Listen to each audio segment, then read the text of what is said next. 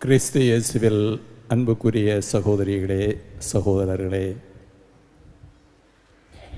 மரியாள் மீது நமக்கு இருக்கிற பக்தியின் வெளிப்பாடாக அவரை பல பெயர்களில் பல அடையாளங்களில் கொண்டாடுகின்றோம். நாம் கார்மேல் அன்னை என்ற அடையாளத்தில் பெயரில் அவரை கொண்டாடுகின்ற இறை மக்கள். மரியாளை உற்று பார்க்கிற போது நம்முடைய மனதை தொடுவது ஒரு முக்கியமான விஷயம். அவருடைய ஆளுமை என்றால் நமக்கு தெரியும். நம்ம எல்லாரையும் உருவாக்கி நெறிப்படுத்தி வாழ்க்கையின் சிக்கல்களை சமாளிப்பதற்கு நமக்கு வேண்டிய ஆற்றலை தருவதுதான் ஆளுமை.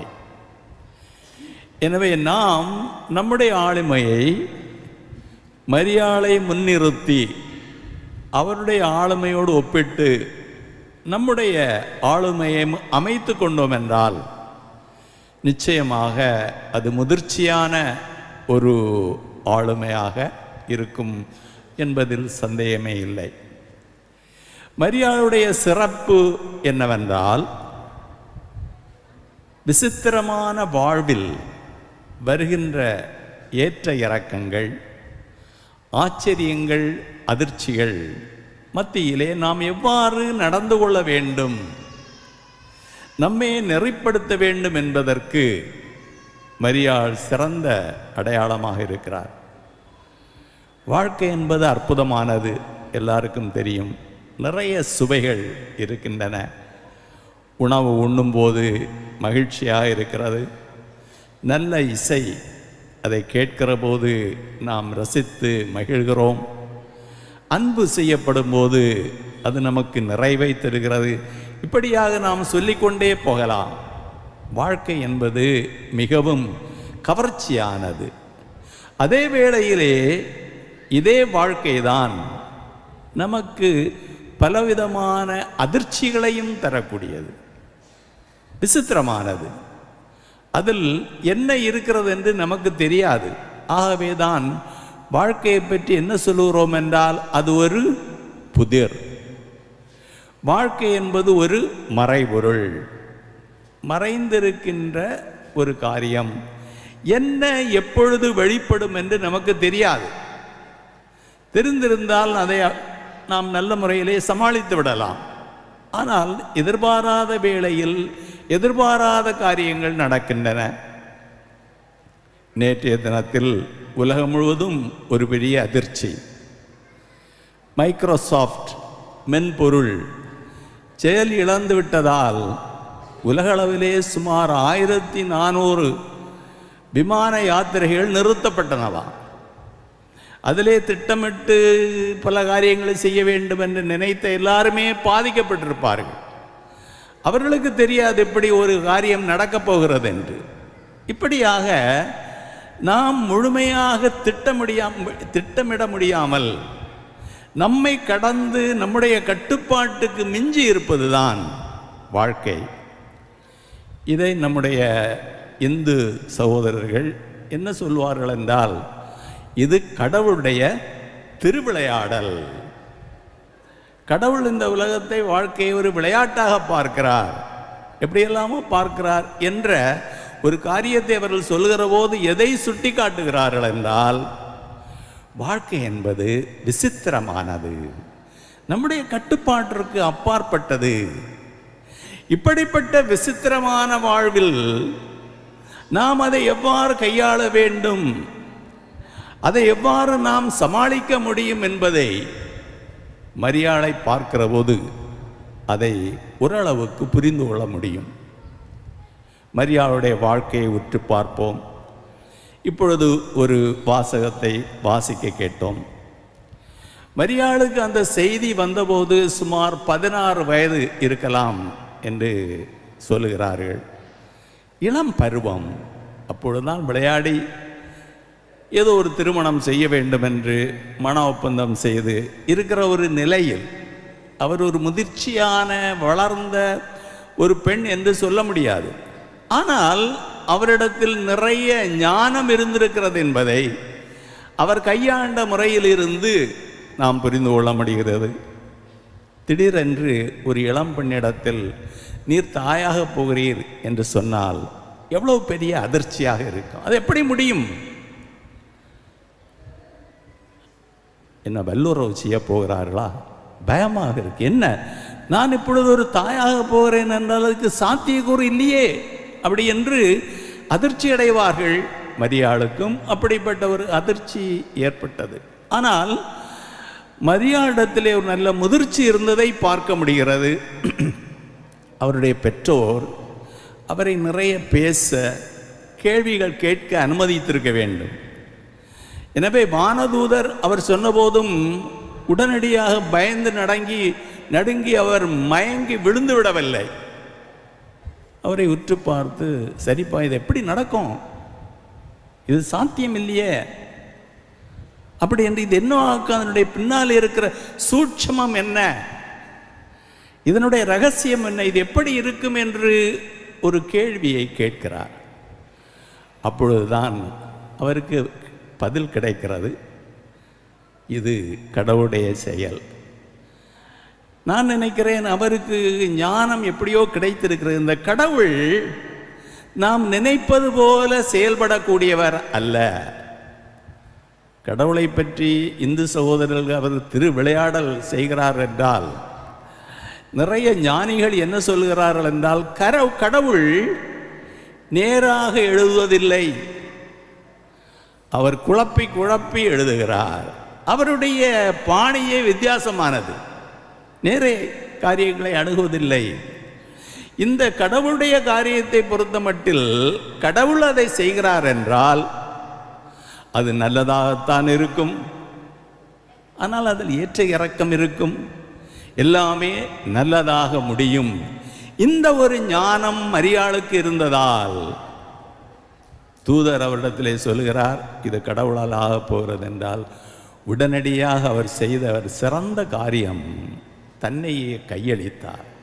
இனி எப்படி ஆகட்டும், இது எப்படி நடக்கட்டும், இது நிறைய பிரச்சனைகளை உண்டாக்கும், சந்தேகமில்லை. ஆனால் எல்லாமே நல்லதாகவே முடியும் என்ற ஒரு நம்பிக்கை அவருக்கு இருந்தது. அது அவர் கடவுளை சரியாக புரிந்து கொண்டிருந்ததால். இந்த ஞானம்தான் நாம் எல்லோருமே மரியாளிடமிருந்து கற்றுக்கொள்ள வேண்டியது. நாம் நம்மால் கட்டுப்படுத்த முடியாத, நமக்கு அதிர்ச்சி தருகின்ற, நமக்கு எதிர்ப்பாக நடக்கிற பல காரியங்கள் நிகழ்கிற போது கட்டாயமாக சோதித்து பார்க்க வேண்டும், விசாரித்து பார்க்க வேண்டும், கேள்வி கேட்க வேண்டும். ஆனால் இது கடவுளுடைய விருப்பம், இதுதான் கடவுளுடைய சித்தம் என்று எப்பொழுது நமக்கு தெளிவாகிறதோ ஒரே ஒரு காரியம்தான் செய்ய வேண்டும், நம்மையே சரணடைய செய்ய வேண்டும், நம்மையே அர்ப்பணித்து விட வேண்டும். இது மரியாள் நமக்கு தருகிற ஒரு சிறந்த ஒரு வழிகாட்டுதல். இந்த வழிகாட்டுதல் அடிப்படையில் தான் மரியாளுடைய வாழ்க்கை முழுவதும் நிகழ்ந்திருக்கிறது. இயேசு அவர் குழந்தையாக இருந்தபோது நாம் நினைப்போம் எந்த சிரமமும் இருந்திருக்காது, பிரச்சனை இருந்திருக்காது என்று நாம் நினைப்போம். மாறாக எல்லா குழந்தைகளைப் போல இயேசுவும் நிறைய குறும்பு செய்திருக்க வேண்டும். குறும்புனா என்ன? அந்த பருவத்திற்கு ஏற்றபடி செயல்பாடு. நம்முடைய சின்ன குழந்தைகளெல்லாம் ஒரு பாத்திரம், 2 பாத்திரத்தை இழுத்து போடும், தொட்டு பார்க்கும், வாயில் வைத்து பார்க்கும், இதெல்லாம் குழந்தைகள் செய்யக்கூடியது. நாம் அதை குறும்பு என்று சொல்லுவோம். உண்மையிலே அது குழந்தையுடைய செயல்பாடு. இப்படி பல்வேறு விதமாக இயேசுவும் மரியாளுக்கு சில எரிச்சல்களை ஏற்படுத்தி இருக்க வேண்டும். ஆனால் அவருக்கு பெரிய எரிச்சல் வந்தது இயேசு வளரிளம் பருவத்தில் வந்தபோது. நமக்கு எல்லாருக்கும் தெரியும், இந்த வளரிளம் பருவம், டீனேஜ் என்று சொல்லுவார்கள், இதை சமாளிப்பது மிக சிரமம். அப்படிப்பட்ட சிரமத்தில் மரியாளும் மாட்டிக்கொண்டார். அவர்கள், மரியாளும் சரி, சூசையும் சரி, இயேசுவும் சரி, எல்லாருமே ஒரு தப்பு செய்தார்கள். ஒரு இடத்திற்கு போவதற்கு முன்னதாக பேசிவிட்டு போக வேண்டும். நாம் ஆலயத்தில் செய்ய வேண்டிய விஷயம்லாம் முடிந்தாயிற்று, வீட்டிற்கு போக வேண்டும், எப்பொழுது போகிறோம் என்று பேசி அவர்கள் முடிவு செய்திருக்க வேண்டும். அப்படி செய்யவில்லை என்று நினைக்கிறேன். அவர்கள் ஒரு பக்கம் போனார்கள், இயேசு ஆலயத்தில் தங்கிவிட்டார். இப்படியாக ஒரு புரிந்துணர்வு இல்லாமல் சரியான தகவல் பரிமாற்றம் இல்லாததால் குழப்பம் ஏற்பட்டது. குற்றம் யாருக்கு என்றால் 2 பேருடைய குற்றமும் உண்டு. 3 நாள் பயணம் எந்த தாய்க்கும் சங்கடமாக இருக்கும். இந்த பையன் இப்படி பண்ணிவிட்டானே, அவன் அங்கே நிற்க போகிறதா ஒரு வார்த்தை சொல்லியிருக்கலாமே அப்படி என்று யாருக்குமே தோன்றும். இதை மரியாள் இயேசுவை பார்த்தபோது இதையே சொல்லுகிறார். சற்று எரிச்சலோடு சொல்லியிருப்பார். இயேசுவுக்கும் சரிதானே அப்படி என்று சொல்லி விஷயத்தை விளக்கி இருக்கலாம். ஆனால் இரத்த கொதிப்புள்ள 12 வயது அவருக்கு.